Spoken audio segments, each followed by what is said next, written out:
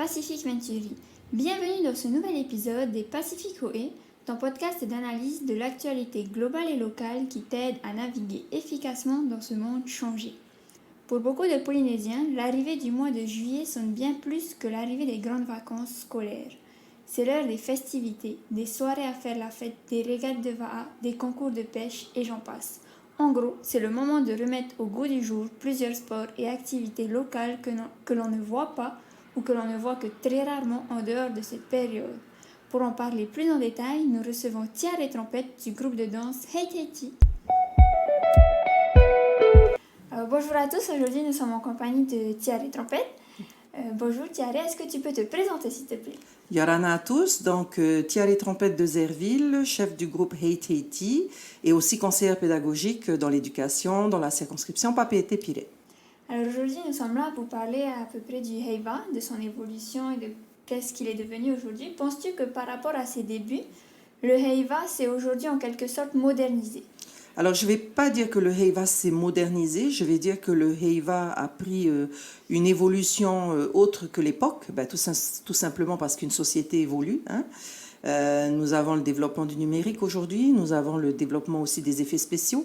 Donc, ce qui fait qu'aujourd'hui, le simple Heiva qu'il y a eu dans les années 70 n'est plus le même aujourd'hui.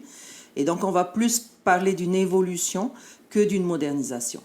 D'accord, et du coup, pour continuer un peu sur la lancée, selon toi, comment le Heiva, qui regroupe une grande partie de nos pratiques culturelles autrefois censurées, a-t-il pu autant évoluer et s'épanouir alors que ceux qui composent ce festival étaient autrefois vus comme non conformes aux croyances religieuses? Alors on va dire que la religion a eu beaucoup d'influence à l'époque, puisque les années où les missionnaires sont arrivés et ont interdit la culture, il faut le dire, danse, chant, a été quelque part, on va dire, le stop, l'arrêt net, un arrêt sur image de ce qui se passait. Ce qu'il faut comprendre aujourd'hui, c'est que la religion accepte plus de choses aujourd'hui, que nous sommes aussi dans une ouverture d'esprit et que malgré ce qui s'est passé dans cette période-là, nous avons quand même tenu bon pour maintenir cette culture en vie et notamment de pouvoir, on va dire, la faire vivre et la faire partager.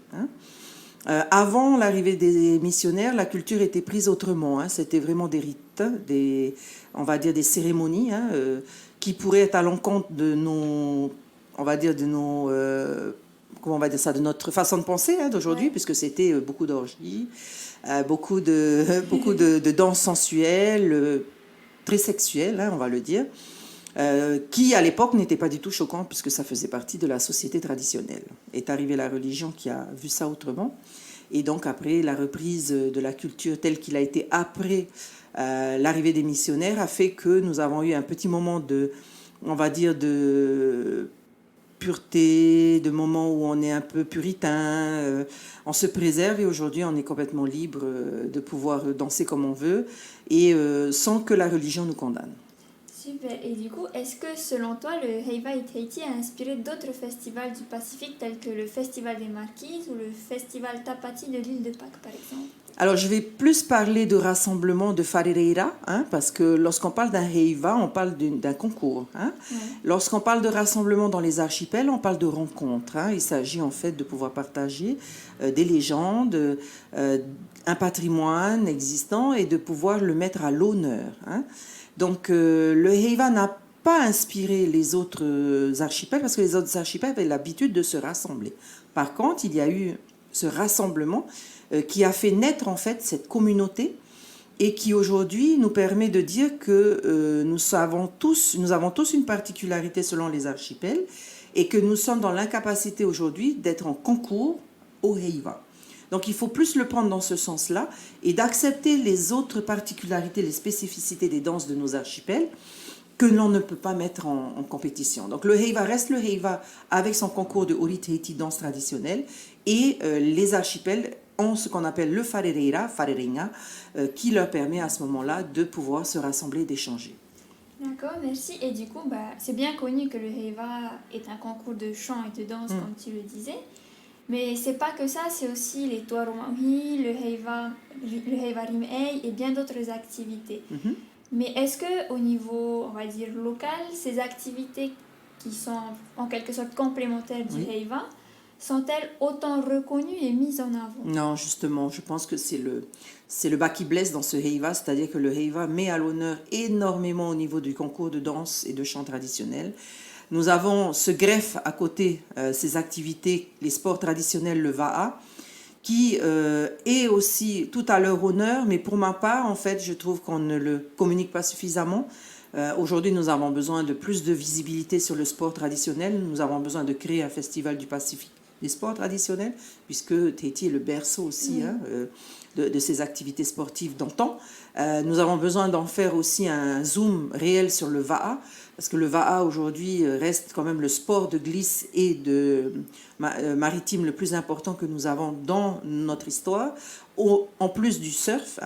Donc du coup, moi je pense que c'est complémentaire, mais la danse va toujours primer avec le chant.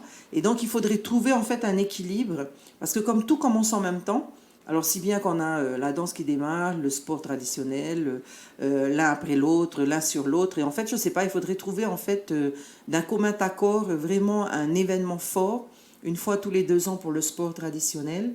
Et peut-être au niveau du Va'a, pourquoi ne pas inviter aussi les compétiteurs du Pacifique, quoi. Un peu comme le Hawaii Kinui. Alors différemment, puisque là, dans une compétition du Heiva Va'a, on est vraiment à l'intérieur dans le lagon. Donc Oui. Hawaii Kinui, c'est vraiment... Ouais, c'est- Mais le concept de rassembler le Pacifique, surtout le Pacifique, c'est dans ce sens-là qu'il faut le prendre. Ouais. D'accord. Et du coup, pour continuer sur la lancée de ma question, le Heiva, il est aujourd'hui connu et réputé de par le monde et attire toujours plus de foule. Cependant, comparé à ici, ce n'est qu'une infime partie du Heiva qui s'exportait à l'étranger, donc les chants et les danses. N'aurait-il pas mieux valu également exporter une partie, par exemple, des sports traditionnels avec les Tuaru Maohi ou du Heiva Rim'ei dans les Heiva étrangers pour valoriser au mieux notre culture auprès des étrangers? Ah ben, c'est une très bonne question, parce que je viens de revenir d'un Heiva qu'on appelle le Heiva San José. J'ai passé une semaine dans cet événement.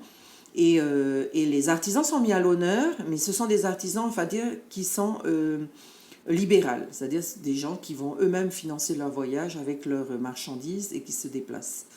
Il fut un temps où avant, le pays mettait de l'argent dans cette exportation, on va dire, des artisans, et je trouve que c'est important aujourd'hui de pouvoir être sur toutes les rencontres culturelles.